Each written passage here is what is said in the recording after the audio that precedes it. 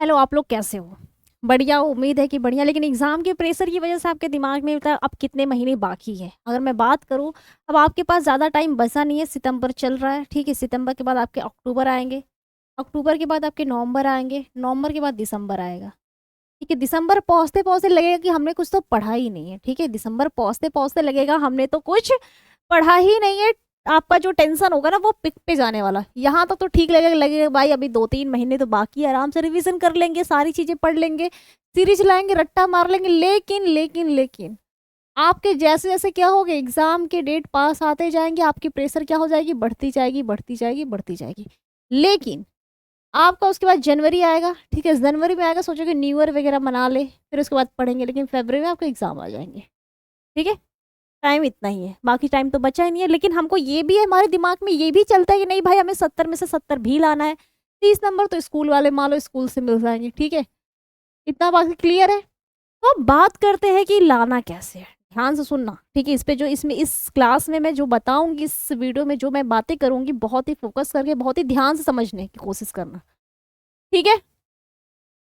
अपना एक चीज ध्यान रखना कि अगर आप यूट्यूब पे पढ़ रहे हो, ध्यान सुनो, चाहे कोई भी बच्चा यूट्यूब पे पढ़ रहा है, स्कूल जा रहा है, मैं इस पे भी बात करूंगी, चाहे वो यूट्यूब पे पढ़ रहा है, स्कूल में पढ़ रहा है, या फिर कोई ऐप लिया है वहां से पढ़ रहा है, इन सभी की मैं बातें करूं, ठीक है। आज मैंने क्लास में भी ये चीजें बताई थी कि यूट्यूब पे पढ़ रहे हो कि स्कूल जा रहे हो एप्लीकेशन पे, ये सारे बच्चे के दिमाग में है, वो सारे बच्चे कर भी रहे हैं, ठीक है। ऐसा नहीं कि नहीं कर रहे हैं, सभी के सभी पढ़ रहे हैं, यूट्यूब स्कूल एप्लीकेशन सब पे पढ़ रहे हैं। लेकिन फिर भी उनके दिमाग में तो भाई इतना पढ़ने के बाद भी हम कैसे लाए 70 में से 70, ठीक है। इतना पढ़ाई करने के बाद भी हमको नहीं समझ में आ रहा कि हम रिवीजन कैसे करें। रिवीजन के लिए टाइम ही नहीं मिल रहा है। पहली बात है कि वो कह रहे कि रिवीजन के लिए हमें टाइम ही नहीं मिल रहा है, टाइम मैनेज ही नहीं हो पा रहा है, हम सो भी नहीं पा रहे ढंग से। पहली बात तो सोने का है, आप जितना आपको मान लो कि 5 से 6 घंटा जो भी आप सो रहे हो, ठीक है। देखो बाकी चीजें ये नहीं कि भाई इंस्टाग्राम चला रहे हो, बाकी चीजें ये करो, उसको थोड़ा अभी क्या करो, स्किप करो। क्या करो, स्किप करो, मतलब अभी सब सारी चीजें थोड़ी सी अवॉइड करने की कोशिश करो आप सभी लोग। रही आपके पास, अगर मैं रिवीजन का एक टाइम बताऊं कि भाई मैं ये बिल्कुल नहीं करती कि तुम टाइम टेबल बताओ, क्योंकि मैं खुद टाइम टेबल फॉलो नहीं करती, तो मैं कैसे कहूं कि आप मेरे बच्चे टाइम टेबल फॉलो कर सकते हैं। मैं बिल्कुल कभी भी नहीं कहती कि तुम टाइम टेबल बनाओ और बिल्कुल एग्जैक्ट पॉइंट पे 6 बजे हमको उठना है तो उठना है, इतने बजे चाय पीना, या फिर इतने बजे हमको खाना खाना, इतने बजे सोना। मैं कभी भी फॉलो नहीं किया आज तक पूरी जिंदगी में, ठीक है। और मेरे से हो भी नहीं पाता, तो मैं कैसे कहूं कि मेरे बच्चे कर पाएंगे, ठीक है। अब सुनो, अगर हम इसकी बातें करें तो आपको हफ्ते में मान लो 6 दिन, आपकी बात करें 5 सब्जेक्ट है, ठीक है। अगर हम बायोलॉजी की ही बातें कर ले, बायोलॉजी की बातें करें, जो मैं दूसरी सब्जेक्ट दूसरा पेज लेती हूँ, ठीक है। अगर मैं बायोलॉजी की बातें करूँ तो बायोलॉजी हो जाएगा, केमिस्ट्री हो जाएगा, फिजिक्स हो जाएगा, आपका क्या हो जाएगा, हिंदी हो जाएगा, इंग्लिश हो जाएगा, इतना ही सब्जेक्ट। अब मैं बोलूँ कि इसको क्या करो हफ्ते में 2, ठीक है। इसको क्या करो कि एक हफ्ते में, ठीक है, एक हफ्ते की बात करो 6 दिन दो, एक दिन छोड़ दो, ठीक है। अब मैं बात करूँ, मंडे हो गया, ट्यूसडे हो गया, 2 दिन क्या करो आपकी हर हफ्ते में 3 दिन इस पे दो, ठीक है। मंडे, ट्यूसडे और वेडनेसडे, ठीक है। उसके बाद 2 सब्जेक्ट आपके यहाँ पे हैं, इसको क्या करो, वेडनेसडे हो जाएगा, फिर थर्सडे, फ्राइडे, सैटरडे, ठीक है। संडे को ये लो। अब मैं बोलूँ कि भाई इसको सिर्फ 3 दिन सिर्फ यही पढ़ो 2 घंटे, ठीक है। अब बोलोगे मैम 2 घंटा लाए तो लाए कहाँ से, बोलोगे ना 2 घंटे भाई लाए तो लाए कहाँ से, ठीक है। तो ये काम करो, तुम सब सुबह उठने की मतलब थोड़ी ट्राई करो भाई, शाम को थोड़ा जल्दी, मतलब ये काम करो कि भाई शाम तक आए, यूट्यूब वगैरह का किया क्लासेस, उसके बाद सो गए, ठीक है। 10 बजे 11 बजे सो भी जाओ, उसके बाद भी क्या करो आप 4 बजे उठने की कोशिश करो। 4 नहीं तो भाई 4:30 बजा दो, थोड़े से फ्रेश वगैरह हो लो भाई, कर लो। उसके बाद क्या करो, 4:30 से आप बात कर सकते हो, ठीक है, 5:30 6:30 बजे तक, ठीक है। उसके बाद आपकी क्लासेस मान लो स्टार्ट हो रही 6:30 बजे तक। उसके बाद पहले तो भाई कोई स्कूल तो जाना ही नहीं है, ये तो भी नहीं कि हम 6:30 बजे स्कूल जा रहे हो, 7 8 8:30 की स्कूल होती है। अब तुम 2 घंटे क्या करो, टहल टहल के पढ़ो। ये नहीं कि भाई बेड पे सो के पढ़ाई करे, नहीं, हाथ में कॉपी लो, टहल टहल के बैठ के रिवीजन करना स्टार्ट करो, ठीक है। अगर इसके बाद क्या करो, संडे को इंग्लिश ले लो, बाकी 2 दिन मैंने बता ही दिया भाई, इतने करोगे, ठीक है। मैं देखो ना ही तुम्हारे स्कूल की टाइमिंग लिया है, ना ही तुम्हारे यूट्यूब या फिर एप्लीकेशन की टाइमिंग लिया है। मैं बिल्कुल अलग से आपको टाइमिंग दिया है कि जो आप 2 घंटे डेली कर सकते हो और प्रॉपर भी कर सकते हो, ठीक है। तो ये हो गई थोड़ी सी आपकी जो दिमाग पे प्रेशर है, ये प्रेशर थोड़ी सी कम करने के लिए अब कुछ स्ट्रेटजी बता देते भाई, कैसे कैसे हम लोग कर सकते हैं उसकी अगर हम बातें करें। तो ध्यान देना, अगर हम इसकी बातें करें, लेकिन इसको बताने से पहले कुछ चीजें और सुन लो। अगर आपको लगता है कि भाई हमारे से और भी नहीं लेकिन रिवीजन और चाहिए, तो उसके लिए हम लेके आ रहे हैं आपके लिए शिखर 2.0 बैच, जिसको क्या है सिर्फ 99 में, ठीक है। उसमें बहुत सारी चीजें आपको फ्री, और उसके साथ में फ्री सारी बैचेज जो आपको शिखर 1 ये सारी चीजें आपको फ्री मिलने वाली। प्लस एक चीज ध्यान देना, इसमें हम लोग ने संजीवनी बुकलेट इस बार बनाया, ठीक है। संजीवनी बुकलेट का ये है ना, इसमें आपके जितने भी प्रीवियस ईयर क्वेश्चन आज तक पूछे गए हैं, ठीक है, आज तक जितने previous year question year by year पूछे गए, उसका क्वेश्चन आंसर दोनों साथ में दिया गया इसमें, ठीक है, चैप्टर बाय चैप्टर। ये इसमें सबसे क्या है प्लस पॉइंट, कि एग्जाम के पहले बुकलेट उठाओ, बट संजीवनी बुकलेट उठाओ और क्या करो, फटाफट रिकॉल कर दो कि अच्छा इस ईयर में ये है, इस साल में ये पूछे गए हैं, ये इसमें बढ़िया चीजें हैं, ठीक है। बाकी तो सभी लोग देख देते हैं बैच वगैरह सारी चीजें, लेकिन ये इसमें क्या है बहुत प्लस पॉइंट वाला चीजें है, ठीक है। उसके बाद ये हमारा है जो अभी क्रैश कोर्स आने वाला है, वरदान 3.0 बैच आएगा। इसमें भी आपको क्विक रिवीजन करवाया जाएगा, मतलब 1 शॉट बिल्कुल क्विक रिवीजन, यहाँ पे लिखा भी है बिल्कुल। आपको एक होता है ना कि भाई एग्जाम के पहले एक फास्ट रिवीजन करवा दिया जाए, और इसमें भी सारी चीजें आपको फ्री मिलने वाली है, ठीक है। अब आते हैं अपनी क्लासेस पे, ठीक है, ध्यान से सुनना। अगर हम बात करें तो हमारा जो चैप्टर है होता है ये इतना है, और कितने नंबर तक का पूछता है वो इतना। हमको पढ़ना कितना है 5 यूनिट, 5 यूनिट में हमको 16 चैप्टर पढ़ेंगे, ठीक है।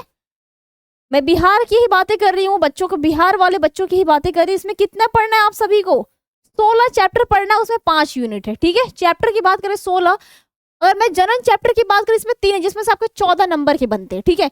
सबसे हाईली कंसर्नेटिव होता है इस चैप्टर का, जिसमें अनुवांशिकी और विकास, और अनुवांशिकी जेनेटिक की बात करें उसमें सबसे ज्यादा अंक स्कोर करता है 18 नंबर का, ठीक है। फिर जीव विज्ञान मानव कल्याण की बात करें 14 नंबर गेन करता है। फिर जो बायोटेक्नोलॉजी की बात करें उसमें 2 चैप्टर है, ठीक है, 2 चैप्टर सिर्फ क्या करता है 10 नंबर स्कोर कराता है। और लास्ट की बात करें सबसे इजी चैप्टर आपकी है, ठीक है, जिसमें 14 नंबर, पूरे के पूरे 70 नंबर आपका यहाँ से बनता है, ठीक है। और बात करें बेटा क्वेश्चंस आपके बनते कैसे कैसे हैं, कि किस पे कितने नंबर तक का पूछता है। आपकी बात करें प्रश्नों के प्रकार की बात करूं तो उसमें क्या होते, बहुविकल्पीय प्रश्न आपको 70 पूछते हैं, जिसमें से 35 ही करनी पड़ती, और 35 ऐसे होते हैं कि आप कर जाओगे, गारंटी के साथ कर जाओगे। 1 नंबर के होते हैं वो, एक क्वेश्चन 1 नंबर का, मतलब 70 क्वेश्चन 70 नंबर, 35 क्वेश्चन 35 नंबर, ठीक है। उसके बाद लघुत्तरीय प्रश्न आपके पूछते हैं, ठीक है, वो कितना होता है 20 होता है, और हर एक क्वेश्चन क्या होती है उसमें से 10 क्वेश्चन करने पड़ते हैं। ध्यान देना, इसमें से 20 में से आपको 10 क्वेश्चन ही अटेम्प्ट करने पड़ते हैं, पूरे 20 के 20 नहीं करने पड़ते हैं। पहली बात ये सुन लो, 20 क्वेश्चन होता है जिसमें से आपको 10 करने पड़ते हैं, और हर एक क्वेश्चन क्या होता है 2 नंबर का होता है, ठीक है। मतलब 20 क्वेश्चन 20 नंबर का, 10 क्वेश्चन 10 नंबर का, करने आपके 10 होते हैं। दीर्घोत्तरीय प्रश्न की बात अगर उसमें 3 क्वेश्चन होते हैं, जिसमें क्या होता है हर क्वेश्चन 5 नंबर का होता है, और ये 15 नंबर का होता है, ठीक है। पूरा मिलाकर ये कितना होता है आपका 70 नंबर का क्वेश्चन होता है, ठीक है। समझ में आई मेरी बात है कि किस से कितना बनता है, किस क्वेश्चन में कितना पूछता है, उसमें से आपको कितने अटेम्प्ट करने। और ऐसा नहीं कि भाई इसे 3 क्वेश्चन दे देगा, नहीं, इसमें भी आपको अथवा करके कई क्वेश्चंस पूछते हैं, जिसमें से आपको छाट के चूज करके क्या करना पड़ता है कि नहीं भाई ये क्वेश्चन हमको नहीं आ रहा है, ये नहीं ये कर ले। अब आपको तो ये नहीं कि भाई 20 क्वेश्चन यहाँ पे दिया गया है, 20 में से आपको 10 ही करना है, तो क्या 10 नहीं कर पाओगे? कर पाओगे। अगर मेहनत से इतना रिविजन करके किए रहोगे तो गारंटी के साथ कर पाओगे, ठीक है। अब इसकी कुछ और बातें कर लेते हैं। देखो, पहली बात अगर मैं बात करूं बिहार बोर्ड की, ठीक है, बिहार की बात करें, वो बिल्कुल क्या करता है आपके एनसीईआरटी की बात करें और पिछली परीक्षाओं के जो प्रश्न है इस पे फोकस करो, ठीक है। मैं बात करूं एनसीईआरटी और पिछली परीक्षाओं के जो प्रश्न होते हैं उस पे फोकस करो। पहली बात की इसमें पिछले 5 साल के प्रश्न पत्र हल करो, 5 साल नहीं तो भाई 10 साल के कर लो, तुमको लग रहा है कि नहीं तो यहाँ पे 10 साल की पीवाईक्यू सॉल्व कर लो, ठीक है। उसके बाद जो पैटर्न होता है उसको समझो कि भाई हाँ हमको इस चैप्टर से इतने हाईली कंसर्नेटिव बनते हैं, इस क्वेश्चन को कितनी बार रिपीटेड किया है, इस पे थोड़ी सी समझ बनाओ, तैयारी करनी चाहिए, ठीक है, इस पे थोड़ी समझ बनाओ, पहली बात है। उसके बाद उसमें जो इंपॉर्टेंट डेफिनेशन होता है, इंपॉर्टेंट डेफिनेशन बोलोगे मैम होता कौन सा है, होता कौन सा, तो पहली बात ये है कि जो बार बार क्वेश्चन रिपीटेड है, जो एनसीईआरटी बेस्ड क्वेश्चन है, ठीक है, जो बार बार क्वेश्चन भाई इस साल लगातार क्वेश्चन रिपीट कर रहा है, रिपीट पे रिपीट किए जा रहा है। कुछ क्वेश्चन ऐसे वो तो नए नए पूछते हैं, आप बोलोगे नहीं भाई 2025 में पूछा उसको नहीं पढ़े, नहीं भाई पढ़ लो, पता चले 2026 में भी क्वेश्चन रिपीट कर दिया है, 2025-24 ये क्या करो अच्छे से भाई पढ़ लो, अच्छे से मतलब 2-3 दफा पढ़ लो। पहली बात की डायग्राम पे भी फोकस करना, डायग्राम अभी से फोकस कर लो। ये देखो ज्यादा डायग्राम है नहीं, मिला जुला के 10-12 डायग्राम आपके हैं पूरे, मैंने डायग्राम के वीडियो भी एक बनाई हुई थी, तो मिला जुला के 10-12 डायग्राम जो आपको मोस्ट इंपॉर्टेंट है, प्लस आप डायग्राम पे भी ध्यान दोगे और क्या करोगे एग्जाम्पल सब छोड़ देते हैं, ठीक है। तो एग्जाम्पल आप डालना मत भूलना, ठीक है। एग्जाम्पल सब छोड़ देते तो एग्जाम्पल पे भी ध्यान देना। अगर डायग्राम बना रहे तो उस पर एक्सप्लेनेशन करना भी जरूरी समझो, ठीक है। उस पर क्या करो, थोड़ी सी उस पर बताओ कि नहीं, सिर्फ डायग्राम बना के छोड़ मत दो, उस पर थोड़ी सी चीजें अपने हिसाब से बताओ कि अच्छा ये डायग्राम है, इसमें इसका ये नाम है तो इसका ये होता है। उसके बाद आप बोलोगे मैम थियरी प्रिपरेशन कैसे करें, नहीं हो पा रहा है, ठीक है। तो हमने उसके लिए भी कई सारी चीजें दे रखी है, यहाँ तक कि जो हमने यूट्यूब पे भी कराते हैं उसके भी पीडीएफ आपको देते हैं, वन शॉट कराते हैं उसके पीडीएफ आपको देते हैं। तो वहां से और बिल्कुल उतना ही देते जब कितना एग्जाम में लिख सको, ठीक है। चाहो तो पीडीएफ निकलवा लो, चाहे तो शॉर्ट नोट्स बनवा लो, ठीक है। तो शॉर्ट नोट्स बिल्कुल ऐसे ही बनाओ 1 से 2 पेज में, कि क्या करे, बिल्कुल होता है ना कि भाई दिमाग में देखा उसमें, ठीक है, देखा और बिल्कुल छप गया उसके दिमाग में, ठीक है। और उसमें शॉर्ट नोट्स और की पॉइंट बिल्कुल स्मार्ट नोट्स तरीके से बनाओ। ऐसा नहीं कि भाई मैम पूरा एनसीईआरटी छाप दिए, यहाँ से वहाँ पूरा लिपा पोती कर दिए, वो काम मत किया करो, ठीक है। बहुत ही शॉर्ट वेब में बनाओ, बिल्कुल स्मार्टली तरीके से, हाँ भाई ये पॉइंट है, इसमें ये पॉइंट हमको लिखना है, बिल्कुल उसके। और महत्वपूर्ण पॉइंट जो होता है कि नहीं भाई यहाँ से काफी बार पूछा है तो उसको क्या करो, थोड़ी सी हाईलाइट कर दो। हाईलाइट का मतलब थोड़ी सी अंडरलाइन कर दो, भाई हाईलाइट कर दो। ऐसा नहीं कि बिल्कुल लो भाई तुम इंपॉर्टेंट हो तुमको एकदम कलर कर दे, ऐसा भी नहीं करना, ठीक है। और चार्ट और डायग्राम पे भी फोकस करो, जो मैंने पहले भी आपको क्या किया है बता दिया कि जो डायग्राम्स होते, जो फ्लो चार्ट होते, उसमें कर पहली बात। उसके बाद ये नहीं कि किताबी भाषा हमको रटना है तो रट के ही हम लिखेंगे, नहीं, समझो उसको, समझ के अपनी भाषा में लिखो, ठीक है। एक क्वेश्चन उठाओ, देखो कि हम उस पर कितना लिख सकते हैं, ठीक है, कि एग्जामिनर हमको कितना नंबर, लिखो अपने से आंसर और अपने दोस्तों को, अपने मम्मी पापा जो भी भाई है कि भाई इनको हम दिखाएं, बोलो कि ये इसका आंसर इतना सही है कि नहीं, ठीक है। इस पे भी आप क्या करो, फोकस करो, ठीक है, कि कोई क्वेश्चन उठाओ उस पर खुद से लिखने की प्रैक्टिस करो कि भाई इसका आंसर हम जो लिख रहे हैं उस पर अच्छा नंबर मिलेगा कि नहीं मिलेगा। ऐसा नहीं आप बच्चे कहते कि मैम हमने तो लिख के आया, एग्जामिनर नंबर नहीं दिया, अरे भाई उस लायक आंसर लिखोगे तो नंबर क्यों नहीं देगा। अब तुम क्वेश्चन ले ले आंसर कुछ लिखोगे, घास फूस बोले नहीं कापी भरते हमको नंबर मिल जाएगा, तो ये नहीं होता है। तो भाई संक्षिप्त में बिल्कुल अपनी क्या करो, अपनी भाषा में भी लिखो। ऐसा नहीं कि बस उठा लिया पूरा लंबा चौड़ा पोथा पतरा लिख के हटा दिया, बिल्कुल भी नहीं, ठीक है। अपनी भाषा में लिखना चाहिए बिल्कुल अच्छे से। अब कुछ इंपॉर्टेंट टॉपिक्स की बात कर लेते हैं, ठीक है। कौन कौन से इंपॉर्टेंट टॉपिक होते हैं पहले ये सुन लो, मैंने पहले ऑलरेडी बता रखा था ऊपर, फिर से सुन लो। जेनेटिक्स इवोल्यूशन की बात करें, रिप्रोडक्शन की बात करें, इसमें ह्यूमन और प्लांट दोनों, जो पुष्पी पादपों में लैंगिक जनन की बात करें, मानव जनन की बात करें, ये दोनों चैप्टर को लेते हैं। बायोटेक्नोलॉजी की बात करें, जैव प्रौद्योगिकी की बात करें, और उसके बाद लास्ट टॉपिक इकोलॉजी। इतना करने पे ही क्या होता है, हमारा 70 से 80% जो टॉपिक होता है वो कवर हो जाती है। ऑब्जेक्टिव और सब्जेक्टिव दोनों की बात करें, इतने ही टॉपिक से क्या होती है, हमारे डायग्राम्स और फ्लो चार्ट, वो सारी चीजें क्या होती है, इतने ही टॉपिक से हमारी सबसे मोस्ट इंपोर्टेंट टॉपिक इतने ही होते हैं चैप्टर, और इतने से क्या होती है हमारी 70 से 80% क्या होते हैं सिलेबस कवर हो जाते हैं। मिलता 20% बचता है, ठीक है, बचता से 20% है, लेकिन कवर इतने से पूरे हो जाते हैं। समझ में आई हमारी बातें। उसके बाद कुछ डायग्राम के प्रैक्टिस आप फिर अभी से करना स्टार्ट कर दो। ऐसा नहीं कि भाई एग्जाम आएंगे तब हम एग्जाम कॉपी पे ही बनाएंगे डायग्राम, उसके पहले नहीं बनाएंगे। देखो एग्जाम कभी डायरेक्ट नहीं पूछता, आपको लॉन्ग क्वेश्चन में बोलेगा कि इसका बनाओ, उसमें भी डायग्राम्स होंगे। अब मैं बोलूं कि मानव शुक्राणु के संक्षिप्त में वर्णन कीजिए, अब इसमें मैंने चित्र तो बात किया नहीं, लेकिन शुक्राणु लिखा है तो आप उसके बारे में लिखोगे प्लस डायग्राम बनाओगे, उसको नेमिंग भी करोगे, तब नंबर अच्छा मिलता है, ठीक है। तो बायोलॉजी में डायग्राम बनाने पे भी क्या होता है, हमें एक्स्ट्रा मार्क्स मिलता है। मैंने एक्स्ट्रा मार्क्स कब मिलता है, जब मैंने अभी बोला कि मानव शुक्राणु पर संक्षिप्त टिप्पणी कीजिए या फिर अपनी भाषा में परिभाषित कीजिए। मैंने यहाँ पे चित्र का नाम लिया तक नहीं, लेकिन चित्र इसमें बनाना जरूरी है। तो बनाओगे आप, नाम लिखोगे, उसके बारे में लिखोगे, एक्सप्लेन करोगे, नंबर क्या होगा, बढ़िया नंबर। अगर 5 नंबर का तो 5 4.5 5 नंबर दे के चला जाएगा, ठीक है। मैंने पहले बोला कि डायग्राम बनाओगे तो उसमें एक्सप्रेशन देना ही लिखो, दोनों लिखना चाहिए। अगर तुमको 1-2 नंबर का भी 2 नंबर पूछ रहा है तो उस पर डायग्राम बनाओ, तो भी पर क्या करो, उस पर लिखो, अच्छा 2 लाइन तो लिखी दो पॉइंट बना के। समझ में आई मेरी बातें। उसके बाद करें कि आंसर राइटिंग कैसे करें। ये बड़ी मुश्किल बात होती कि भाई हमको लिखना कैसे, आंसर राइटिंग हम तो करने ही नहीं आता है, तो अच्छे आंसर कैसे कर पाएंगे। तो हर आंसर को क्या करो, पॉइंट वाइज लिखो, लॉन्ग पैराग्राफ में मत लिखो, ठीक है।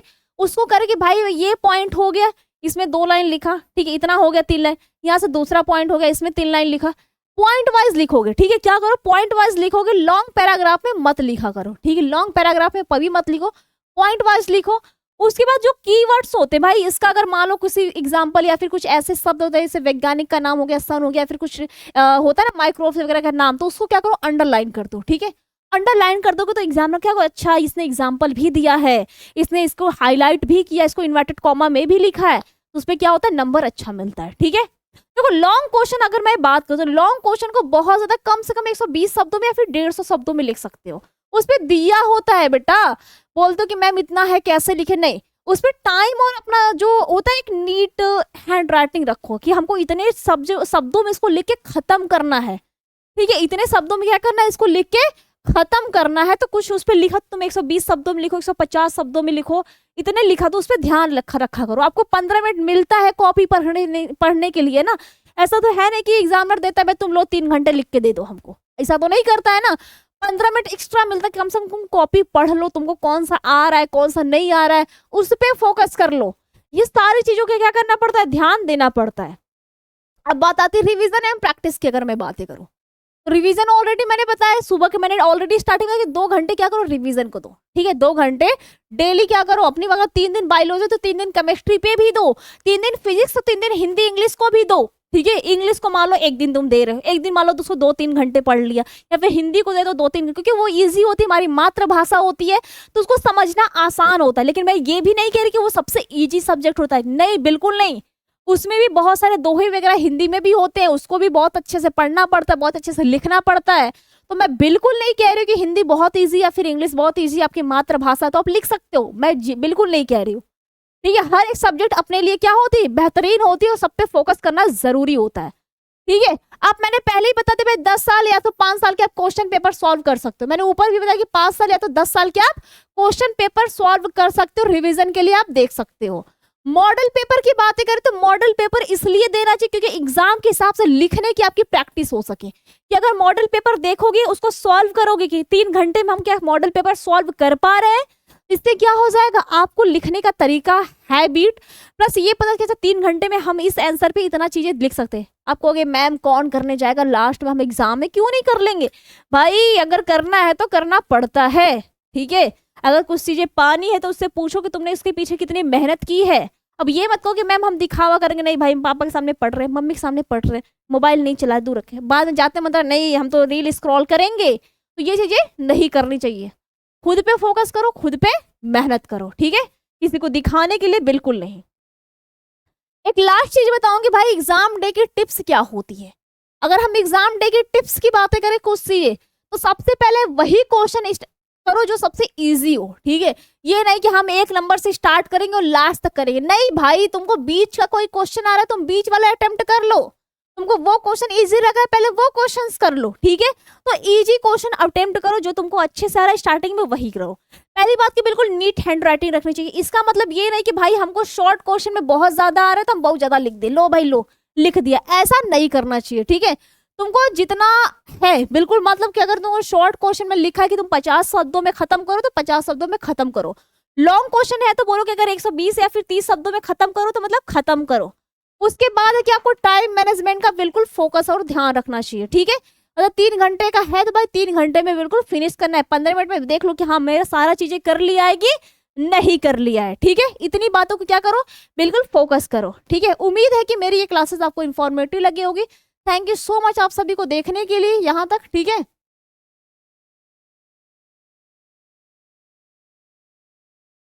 समझ में आई मेरी बातें?